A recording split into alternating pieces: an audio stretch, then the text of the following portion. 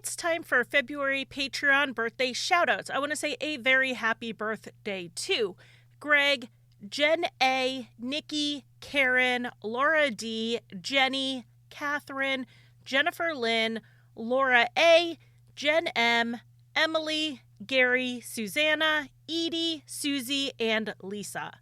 I appreciate all of your support on Patreon, but also your support of the podcast as a whole, being willing to listen to me as we talk about some things that might be a little difficult and make us think about true crime in a different way sometimes. I'm wishing you a fantastic birthday filled with happiness and all of the things you love. Happy birthday.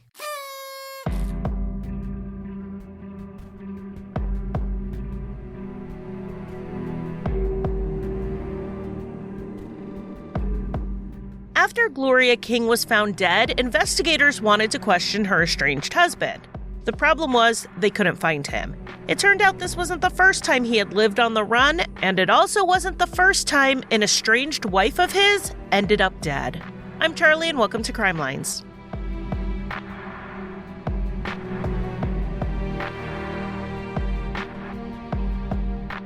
Hello and welcome to Crimelines. Before we get started, I wanted to announce that I will be at the True Crime Podcast Festival in Denver, Colorado this year. And I'm not doing a lot of meetups or travel this year, so this event in July is one of the only times I'll be able to have a chance to meet listeners. I will possibly be in the Berkshires again in October, but that is pending. Denver in July, though, that is locked in. You can find a link to more information about the event in the show notes. I'm obviously not the only podcaster who will be there. You will meet people like the Generation Y, The Trail Went Cold, The Defense Diaries, and John Lorden, who I'm really excited to see. I've been watching him on YouTube for ages. You will also get to meet family members behind the cases we cover. I know Julie Murray, the sister of Maura Murray, is going to be there, and Sarah Turney, who is the sister of Alyssa Turney, she's the keynote speaker. I'll go ahead and leave a link for tickets in the show notes. Let's get into today's case. This is one that spans a number of years, so to cover it, we have to go back to Shirley Harris, who was born in April of 1945. Shirley grew up in Greensboro, North Carolina, in a large family. And, if I say it's a large family, it's definitely a large family. She was one of 10 children, having 6 brothers and 3 sisters. One of those many brothers worked as a caddy at a local country club, and through him, she met another caddy named James Donald King. Donald was a year and a half older than Shirley, and like her, he came from a large family. He was the oldest of 12 children, and his parents had big dreams for him. He had a steel trap memory, easily reciting Shakespeare, and being able to answer pretty much any trivia question that was thrown at him. He just had to hear something once or twice and he would remember it forever. He was also a hard worker, and he started working as a teenager, working at the local country club as a caddy. And that was thanks to the help of his grandfather, who would work with teens to get jobs there. Donald's grandfather would even pick them all up and drive them to the club for their shifts. Working as a caddy, Donald was also given the opportunity to learn how to play golf, which was something he really enjoyed. He then got an academic scholarship to Morehouse College in Atlanta. Morehouse is an all-men's HBCU, and for those outside the U.S., HBCU stands for Historically Black Colleges and Universities. To be considered an HBCU, the college or university had to be established prior to the Civil Rights Act of 1964, which is what ended legal segregation, and the initial intent of the school had to be to provide a higher education to Black students who were otherwise excluded from colleges due to their race. Morehouse is one of the best-known HBCUs, as that is where Martin Luther King Jr. graduated from. Donald, however, opted not to take the scholarship, which would have meant moving to Atlanta and leaving his friends and family behind. Instead, he attended North Carolina A&T State, which is in Greensboro, and is also an HBCU. He may have picked the school so he didn't have to venture too far from home. In the summer between high school and college, Donald started changing according to some of his friends. He went to parties and began drinking, which he rarely did in high school. With parties every weekend, Donald started drinking more in college than he was studying.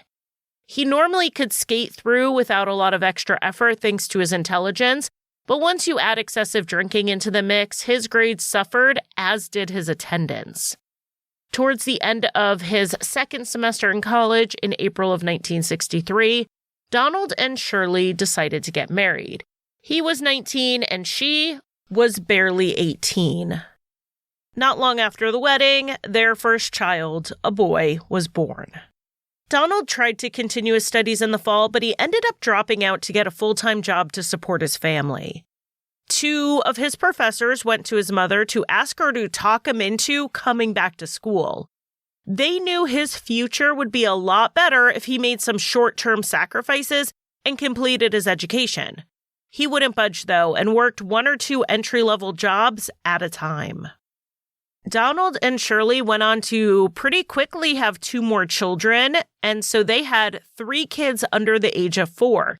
That definitely added to the stress that was on this young couple, who were barely scraping by.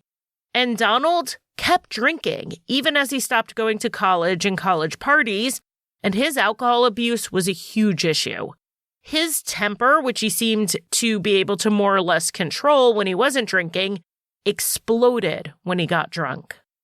When things would get bad, and by bad I mean violent, Shirley would pack up the kids and go stay with her mother, Isabella. 3 of the times she did this, Donald would end up talking to her and would convince her to come home. And every time Donald's promises of changed behavior didn't turn out to be true, Isabella would still be there to open her door and take in her daughter and grandchildren, even though her apartment was already cramped. In late March 1967, Shirley and the kids moved in with her mom for the 4th time in Shirley and Donald's not quite 4-year marriage. Donald had been drinking and the 2 started arguing. He then grabbed a knife and Shirley literally ran out the door for her life. Donald chased her out there until he caught up, and he cut her with the knife on her shoulder blades. It is not clear if he meant to just cut her or if he was actually trying to stab her. Donald was then seen dragging Shirley by her hair, trying to get her to go back into their home. I have to assume the neighbors who witnessed this intervened because Shirley was able to grab some of her stuff and her 3 little kids and get to her mom's apartment. This incident was different than the other outbursts in Shirley's mind. Donald didn't push her or even hit her. He grabbed a knife, chased her down, and swiped at her, possibly trying to stab her. She knew she couldn't go back this time or she was risking her life. And she also knew the only way to avoid being sweet-talked by his apologies and promises of change was to simply not talk to him. So Donald called and called and called over at Isabella's, but Shirley just refused to come to the phone. So 2 weeks after Shirley left, on April 8th, 1967, Donald decided to just show up at Isabella's apartment. Isabella and a neighbor named Ruth were sitting on the couch chatting while Shirley folded some laundry around 7:45 p.m. They heard a noise at the back door, and suddenly Donald burst into the kitchen with a shotgun in hand. Isabella got up and confronted him, telling him to get out of there, and he yelled back that he just wanted to talk to Shirley. Donald couldn't make it from the kitchen into the living room because Isabella was blocking him, like a human shield between Donald and her daughter. Shirley, seeing this, went into the kitchen and, standing behind her mother, tried to talk Donald down and calm him down enough to just get him to leave. The neighbor Ruth took advantage of Donald being distracted by the other 2 women to run out the front door to try to get help. She made it maybe 100 feet from the front door when she heard a shot. According to Isabella, Donald asked Shirley to go outside with him so they could talk, and Shirley said they had talked enough already. Donald grew visibly angry at this answer, and Isabella yelled at him to not hurt her daughter. Donald then raised the gun over Isabella's head and fired at Shirley, hitting her right near her eyebrow. This was a 12-gauge shotgun at close range to Shirley's head. She died instantly, just days before her 22nd birthday. Even worse for her mother was that the damage done to Shirley's face made her instantly unrecognizable. The sounds and sights and smells of that night are things I can only imagine never left Isabella's memory for as long as she lived. Shirley and Donald's children were also in the home when this happened, but it's unclear in the reporting how much they witnessed. After firing the gun, Donald dropped it and ran. When the police arrived on the scene, Isabella told them what had happened, and they went looking for Donald. It didn't take long. They found him the next day sleeping in an abandoned car in a vacant lot in Greensboro. He hadn't gone home, but he didn't leave town either. On May 1st, 1967, a grand jury indicted 23-year-old Donald King with first-degree murder, and the trial began on October 2nd, 1967. This was a death penalty case. With the sentencing laws at the time in North Carolina, if Donald was convicted, he would pretty surely get the death penalty. The death penalty was the default sentence for first-degree murder, and it would only be avoided if the jury specifically recommended mercy, which didn't happen often. To give you an idea of the views on the death penalty in North Carolina in 1967, they had a jury pool of 100 people for this trial. Only 7 were excluded due to being against capital punishment. The other 93 were all open to it. At trial, the state called their 2 eyewitnesses, which was the neighbor Ruth and Shirley's mother Isabella. But they also had a pawn shop owner as a witness. He testified that Donald had bought the shotgun from him for $25 on the morning of the murder. The state argued that buying the gun on the day of the murder showed premeditation and that Donald wasn't just there to talk to his wife.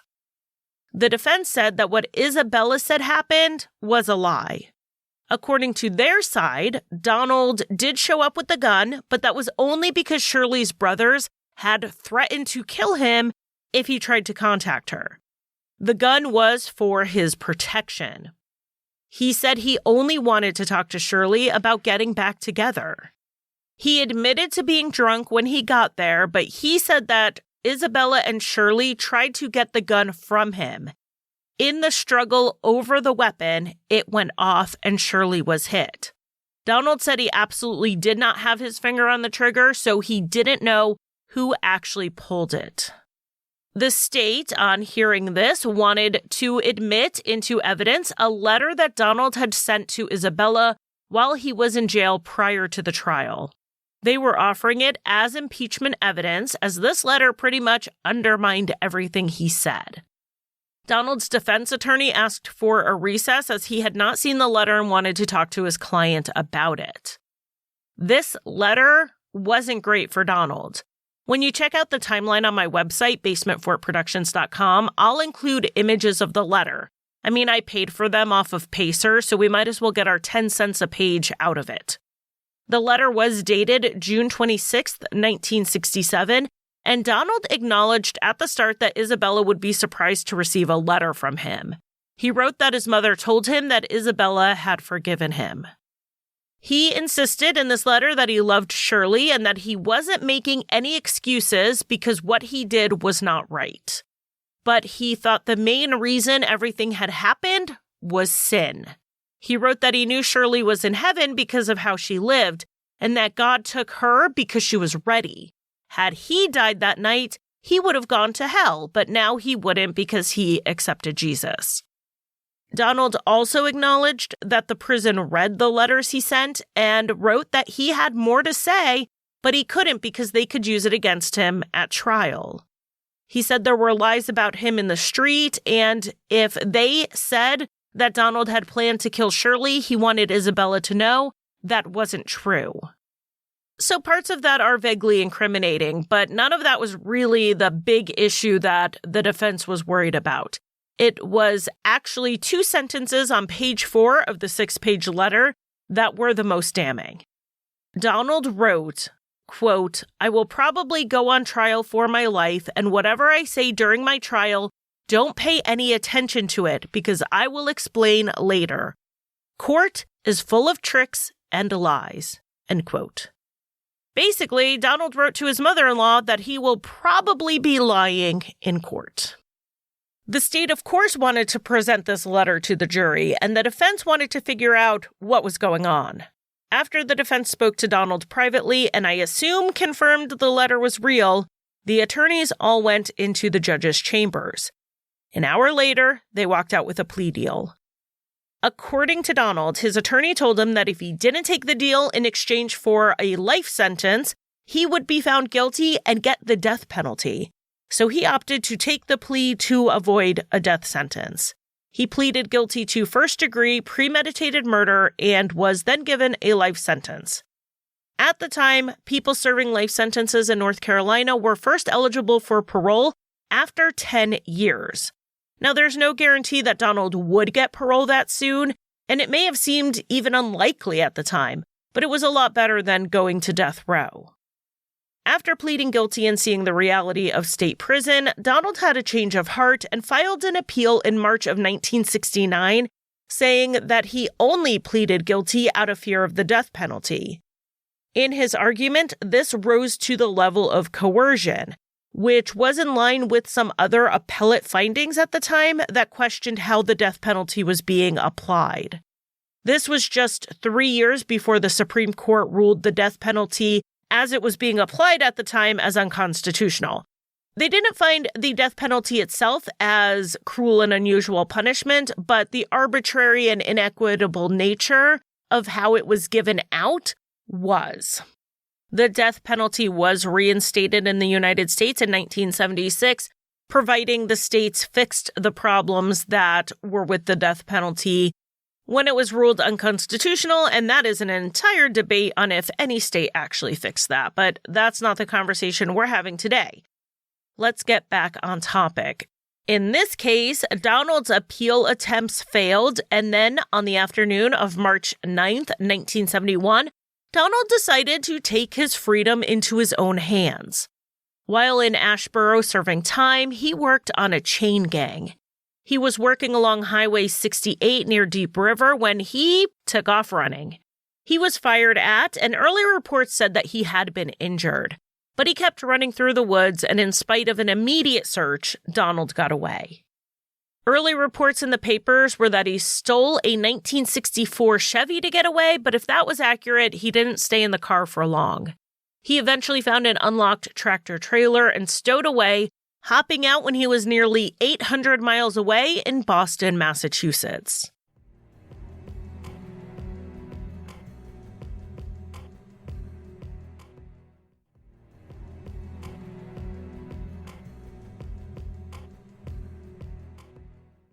For the next 9 years, Donald lived mostly in Boston under his brother Alfred's name. He worked any number of under-the-table jobs and even spent some time living and working in other states like Texas and Maryland. One night in the late 1970s, one of Donald's old high school friends named Harry Knight got a call from him. Donald said he was tired of running, and he called Harry specifically because Harry was a North Carolina State Bureau of Investigation's agent at the time. It wasn't a long call, and Donald gave no hints as to where he was. He blamed his drinking for what happened and claimed he wanted to straighten things out. Harry was not able to get information to lead to his location or to convince him to turn himself in before the call ended. A couple of years later, a tip came into the authorities saying that Donald King was living in Boston. On March 20th, 1980, as Donald was leaving work at a cafeteria, agents moved in and arrested him without incident. He had been on the run for 9 years and 11 days. Once back in North Carolina, an additional year was added to his sentence for the escape. And then the absolutely most unpredictable thing happened 3 years later. James Donald King was granted parole on his first attempt. Donald's sister and a friend had lobbied for his parole, collecting dozens of letters from people speaking to his good character. And that certainly got the parole board's attention, but what got my attention was the math they used to even make Donald eligible for parole. It's wild. Donald had to serve 10 years before being eligible for parole, right? He served 2 years and 11 months before he escaped, and then he served 3 more years, so that's just about 6 years behind bars. But the parole board gave him credit for good behavior, lessening the time he had to serve before parole eligibility. You might wonder how a man who was on the run for 9 years and only incarcerated for not quite 6 accumulated 4 years worth of good time credit. It's because they counted the time he was a fugitive. They said that Donald was free for 9 years and stayed out of trouble. So rather than counting it against him, they gave him credit for it. Even though being on the run itself was committing one long continuous crime, they decided he showed that he could live in society without issue. The detective who worked on Shirley's case wrote to the parole board saying, "I hope the parole board is not of the opinion that Mrs. King's life was worth only 6 years. But they were not swayed by the investigators' argument. Donald King was paroled on April 21st, 1983 on his first try. After he was paroled, Donald moved in with the sister who had lobbied for his release, but living together was not pleasant for either of them, and he soon moved out. His 3 children with Shirley, who had been raised by family while he was incarcerated and on the run, were not really interested in him showing up and trying to be a father figure. So Donald was living on his own and working as a welder when he met Gloria Underwood. Gloria was born in March of 1956, making her 30 years old when they married on June 9th, 1986. Donald was 42. There is not a lot of information out there about Gloria's life. She was born in Greensboro, and at some point she married a man with the last name Underwood. Like Donald's first wife, Shirley, Gloria had her children young. By the time she was 21, she had 3 daughters. When she married Donald, she was raising her girls, who were 9, 13, and 14 at the time, and working as a caregiver in a nursing home. Gloria's daughters had different opinions about their new stepfather. The 2 older girls did not like him at all, and he made it clear he did not like them either. The extended family's impression was that Donald wanted Gloria for himself, and having 3 minor kids around who needed their mom was just not something he wanted.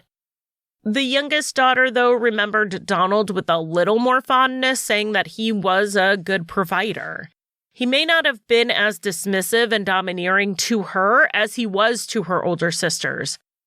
It's possible, and maybe even common, for different siblings to have different memories, not because anyone is remembering incorrectly, but because relationships with parents can vary between kids.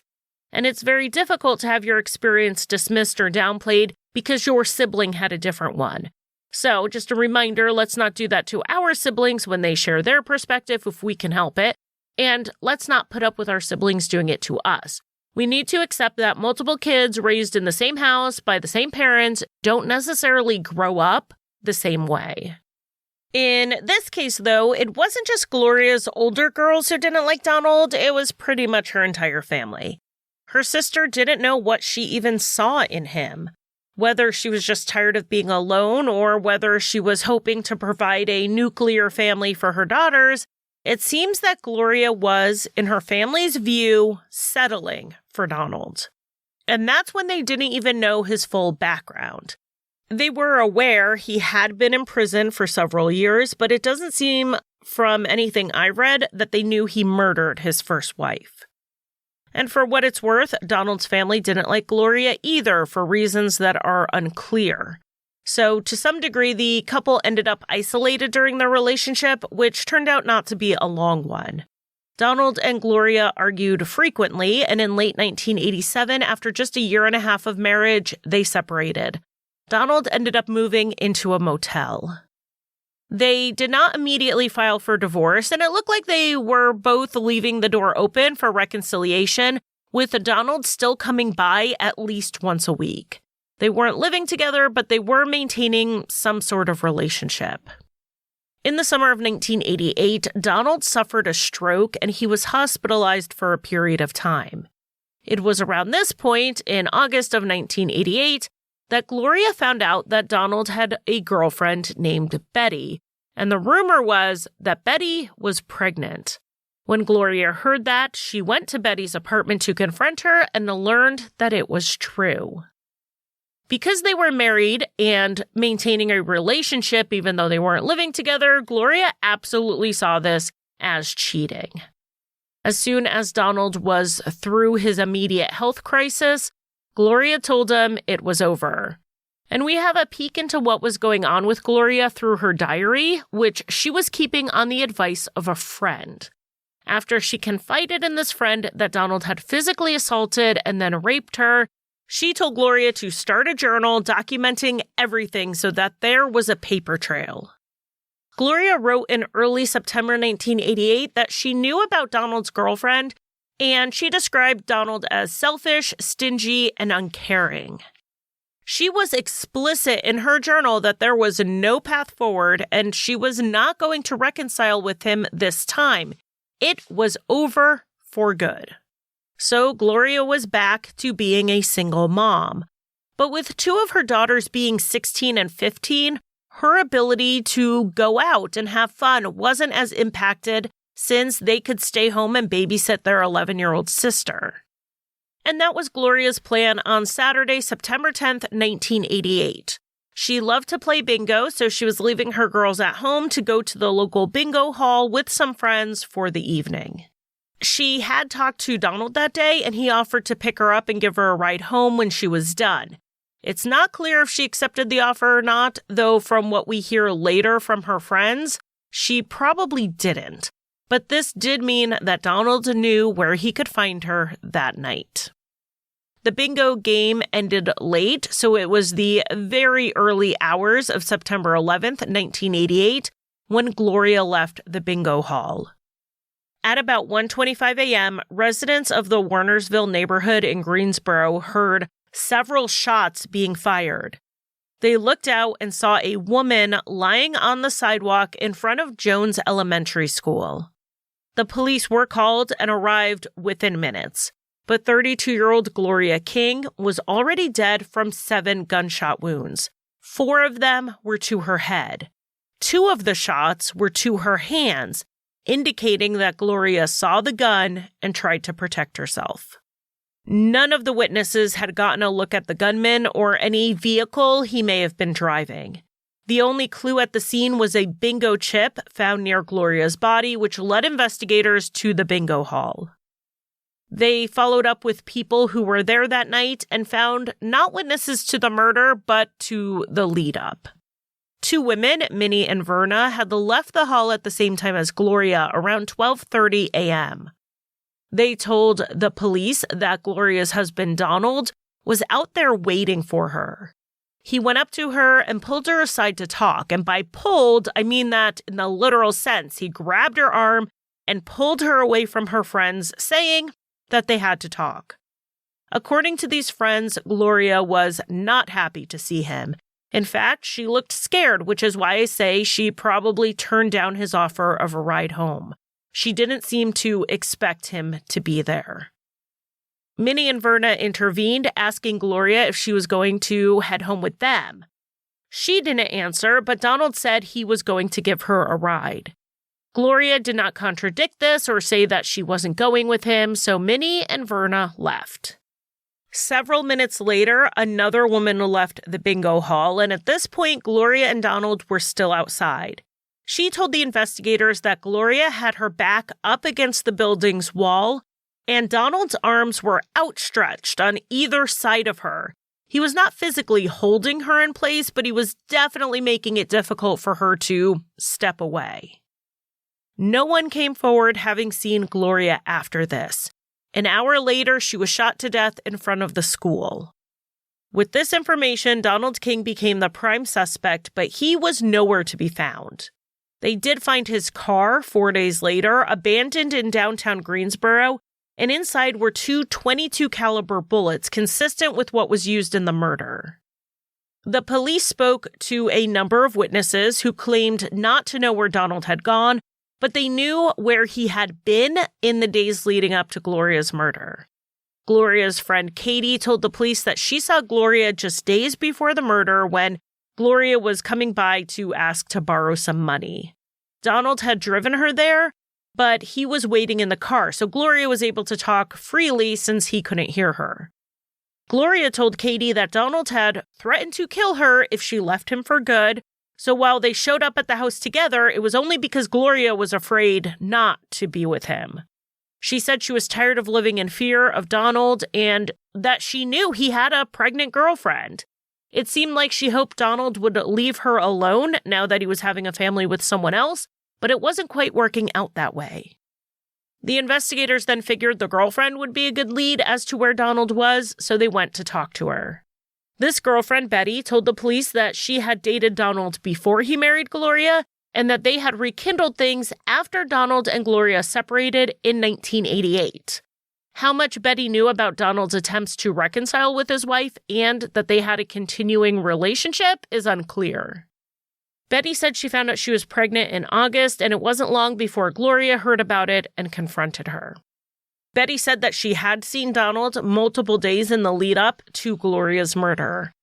On September 7th, he showed up at her house around 6 p.m. and he had a gun. He told her that he wanted to kill Gloria because she had hurt him so many times and was now refusing to speak with him. Donald told Betty that he had practiced with the gun already, but it wasn't shooting right. He left her place after a few hours to go try to fix the gun, but he was back around 10:30 p.m. and spent the night. When they woke up the next morning, Donald started again talking about killing Gloria, and Betty told him not to. Forget about it. It's not worth it. She seemed to have talked him down, but then on September 9th, it was the same routine. Donald was threatening to kill Gloria, and Betty countered by telling him all the reasons he shouldn't. Donald left Betty's on the 9th and did not sleep there. But he did come over on the 10th and said that she had talked him out of killing his wife for 2 days, but she couldn't stop him any longer. He left her place and she didn't see or hear from him again after that. Betty did tell the police that Donald had left a .22 caliber bullet in the nightstand and she threw it away, but she still had the trash bag. So the police took it into evidence to compare it to the bullets that hit Gloria. There was one other person the investigators talked to who saw Donald leading up to the murder, and that was his cousin Billy. Billy told the police that on September 6th, Donald said he wanted to get Gloria to take him back. He also tried to get a mutual friend to go talk to Gloria and convince her to reconcile since Gloria wouldn't speak with Donald. Billy had last seen Donald on September 10th after he left Betty's. He was with Billy until 11:30 that night, when he left and never came back. We know based on the witnesses at the bingo parlor that he likely went straight there and waited for Gloria to come out. But like everyone else, Billy didn't know where he went after that. From what investigators learned, Donald did try to call Betty at some point after the murder. It was a long-distance call that was incredibly brief. He may have been afraid they were tracing her calls. After that call, no one heard from him, or if they did, they didn't tell the police about it. There was some hope that when Betty had their son in February 1989, that he would make contact, but he didn't. With Donald gone, the police had time to build their case against him, and that included running ballistics on the bullets from the crime scene, the 2 unspent ones they found in the car, and the one from Betty's trash. All of the rounds were the same type of bullet, same manufacturer, and in analyzing the lead in them, they were also found to have been manufactured from the same melting pot.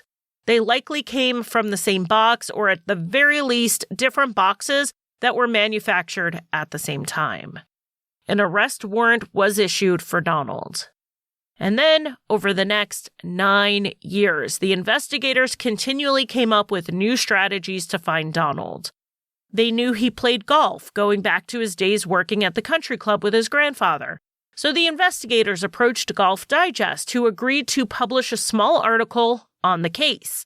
The hope was that someone who golfed with Donald under whatever pseudonym he was using would recognize him and call it in.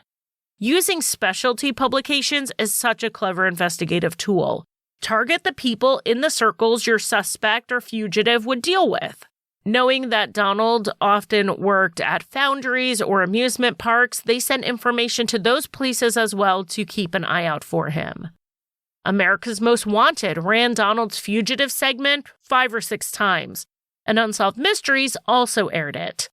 Tips did come in, and the police were on his trail, but they always got to a city after he had already left. Thanks to these tips, they did know Donald was using various aliases. He did fall back from time to time on his brother Alfred's name, but he also used others. For instance, if he met someone in, say, South Carolina, he'd use their name when he ended up in Georgia. Unlike when he was on the run from prison the first time, Donald didn't stay out of trouble this time. These arrests were all petty crimes like shoplifting, so he would use a fake name when he was arrested, and because the crimes were small, he would make bail before his prince came back to his real identity.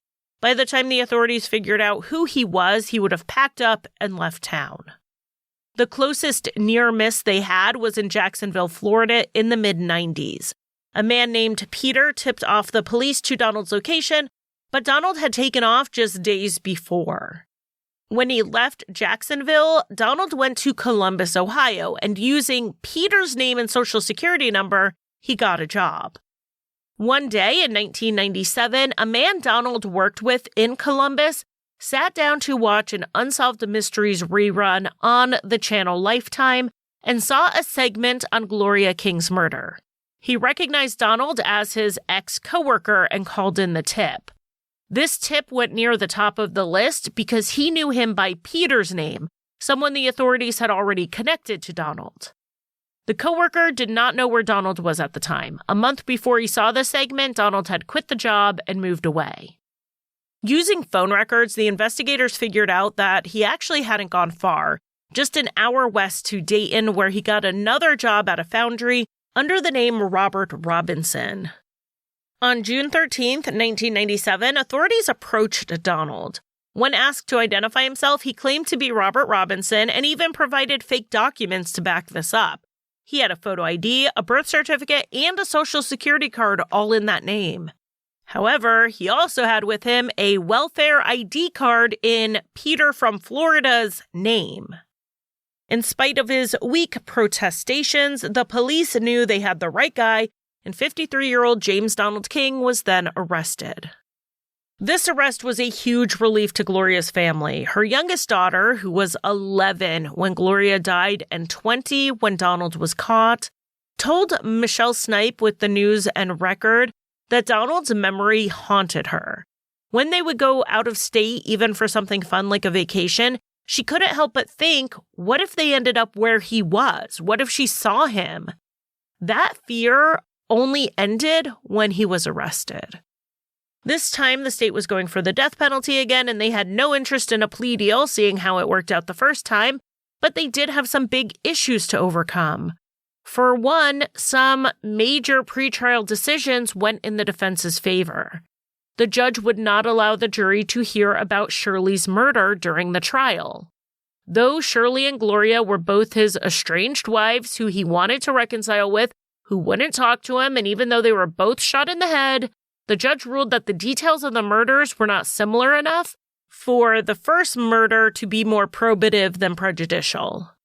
The second ruling that went for the defense had to do with Donald's time on the run. The state was not allowed to tell the jury why the case took so long to go to trial.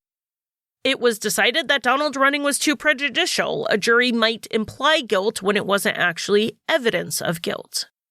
On top of those rulings, some of the state's key witnesses, including those who saw Donald with Gloria that night, had died. In the case of Donald's girlfriend, Betty, she suffered a stroke and did not remember the details from that time or even what she told the police. The written and sometimes recorded statements were allowed to be used instead, but reading a written statement to a jury just is not as compelling as having someone testify themselves. And then it looked like the trial might not even happen because while in pretrial detention, Donald tried to take his own life and was involuntarily committed. After he was sent back to jail, Donald refused to eat, saying that it was his intention to die. But he didn't die and he was competent to stand trial, so the trial started on October 26th, 1998, with all of this evidence that had been waiting a decade to be heard. Donald did not take the stand in this trial, and his defense attorneys offered no witnesses for their defense, instead arguing their case through cross-examination and opening and closing statements. The defense accused the police of refusing to look into other suspects, including burglars at the school who may have killed Gloria as she walked home from bingo. This was not a persuasive counter to the evidence against Donald, which included the ballistics evidence showing that the bullets from the crime scene likely came from the same box as the bullets found in his car and at his girlfriend's house. After 8 days of testimony, the jury needed just 2 hours to reach a guilty verdict. At sentencing, the state was finally allowed to bring up Shirley's murder as an aggravating factor. It was actually the only aggravating factor to support the death penalty in this case. In North Carolina, one of the 11 aggravating factors allowed is if the defendant had previously been convicted of a felony that involved the use or threat of violence. According to the reporting at the time, the jurors were visibly shocked when they found out that Gloria was the second wife Donald King had killed. They were absolutely stunned that they hadn't heard that before. And I'm imagining being in their position as a juror, you would know that not everything is allowed to be told to you in court, but something that huge, you can see why they were so surprised it hadn't come up. As for mitigating circumstances, the defense pointed to Donald's chronic alcohol abuse and mental health issues. The jury, though, saw this as a man who was given a second chance when he was paroled in 1983. He was free for just 5 years when he killed again. They were out of chances for him, and it took just 20 minutes before they returned with the sentence of death. Being a death penalty case, there were appeals and writs and everything we usually see. But one interesting writ of habeas corpus wasn't for the conviction in Gloria's case, but in Shirley's. If the appellate attorneys could get that guilty plea overturned, the death penalty would follow since killing Shirley was the only aggravating factor against Donald. In this, they argued that Donald wasn't truly informed about what his guilty plea meant. He just wanted to avoid the death penalty, and if he knew that he was saying that he premeditated and intentionally killed Shirley, he never would have taken the plea. Back when that case happened in the late 1960s, it was common that the judge wouldn't question the defendant very much in court or go over what the plea meant. It would be up to the defense attorney to handle giving that information. They don't do it that way anymore, and usually there are quite a few questions by the judge when someone pleads out. Do you understand the charge? Do you know you have a right to a trial by a jury of your peers? Do you understand this plea is binding and the same as a conviction? And on and on and on. One reason the judge does all of this is because of the various appeals from people claiming that their defense attorney didn't explain it to them. And that's what Donald was saying here, that his attorney didn't explain it to him properly. The transcript from the plea hearing was missing, so no one knew for sure what the judge did or did not explain to Donald in court, and his attorney, Worth D. Henderson, had died by this point. This writ was filed around 40 years after the conviction, after all. So the appellate court had to basically decide based on what probably happened. The bulk of the explanation of the plea probably did occur with the attorney, as was the habit at the time, and a lawyer who knew Henderson wrote an affidavit saying that he was a capable attorney, but he wasn't detail-oriented and not the type to cross his T's and dot his I's. In other words, he was the type of attorney who wouldn't have spelled out all the details to his young and scared client. According to Donald, pretty much all Henderson told him after confirming he wrote that letter to Shirley's mother was that he was going to get the death penalty if he didn't plead out. He didn't know exactly what he was pleading to, and he said there was no discussion about negotiating down to a lesser charge, like manslaughter. While that writ was pending in 2009, North Carolina passed the Racial Justice Act, which allowed death row prisoners relief from their sentence if they could prove that racial discrimination played a significant role during their trial, which included the jury selection process. The important part of this was that the RJA applied retroactively, so defendants sentenced to death prior to its passage could bring claims as long as they did it within 1 year of the law being passed. Donald had previously included claims of racial bias in a different appeal, and he was going to argue it again, now under the RJA. The issue with both, though, was proving it. In North Carolina, the state has 6 peremptory challenges. That means they can strike 6 people off the jury without giving an explanation or showing cause for why they should be excluded. In this case, the state used all 6 of those on Black jurors, 4 primary jurors and 2 alternates. When Donald first appealed on this issue, his attorney pointed to one of these jurors, which was a woman named Stephanie. This one was easier to illustrate because the defense raised a concern at the time of jury selection, and the judge made the prosecutor explain why they were striking her. And it had to do, according to the prosecution, with information they had. That Stephanie's father was a police officer who had been forced to resign over murky circumstances related to his work with the narcotics team. When the prosecutor asked his typical question of, have you had any past negative experiences with law enforcement, Stephanie answered no. He said he questioned her truthfulness because her father being forced out of a law enforcement job would likely be considered a negative experience for most people. As for why they struck the other 5 Black jurors, there was not an immediate challenge to them, so it's not clear if there was a reason that could be seen as valid or a reason to believe they were struck on the basis of their race. Though Donald's first appeal was denied, he was hoping to get a second chance to argue this point and have it looked into under the RJA. And it looked like it was a possible path off of death row when, in 2012, a judge overturned 4 death sentences based on the RJA. However, it was not to last. In 2013, the RJA was repealed, throwing all of the pending and granted appeals into a multi-year battle. And those were years James Donald King did not have. He died on July 31st, 2013, at the age of 69. His death was the end of all of his appeals. And beyond that, it was truly the end of this case, the end of the stress, the worry, the anxiety that Shirley and Gloria's families carried, wondering if this man was going to yet again find a way out of prison.